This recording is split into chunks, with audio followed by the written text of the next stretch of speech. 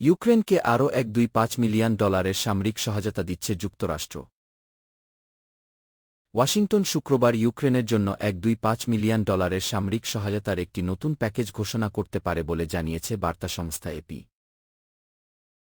বেনামি সূত্রের বরাত দিয়ে এক প্রতিবেদনে বলা হয়েছে, নতুন এ প্যাকেজের মধ্যে বিমান প্রতিরক্ষা ক্ষেপণাস্ত্র, high mobility artillery rocket system, HIMARS, Javelin anti tank অস্ত্র, কাউন্টার ড্রোন এবং কাউন্টার ইলেকট্রনিক যুদ্ধ ব্যবস্থা এবং অন্যান্য সরঞ্জাম।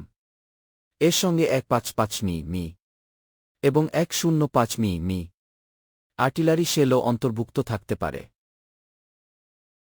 এর আগে হোয়াইট হাউসের স্ট্র্যাটেজিক কমিউনিকেশন বিষয়ক জাতীয় নিরাপত্তা পরিষদের সমন্বয়ক জন কির্বি 5 আগস্ট বলেছিলেন, ওয়াশিংটন আগামী সপ্তাহের মধ্যে ইউক্রেনকে একটি অতিরিক্ত সামরিক সহায়তা প্যাকেজ দেওয়ার পরিকল্পনা করছে।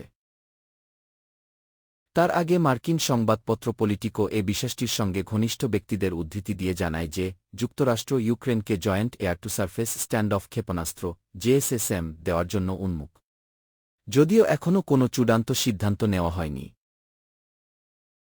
তবে এ বিষয়ে হোয়াইট হাউসের ডিপার্টমেন্ট অফ স্টেট এবং ডিপার্টমেন্ট অফ ডিফেন্স থেকে কোনো মন্তব্য পাওয়া যায়নি। সূত্র তাস।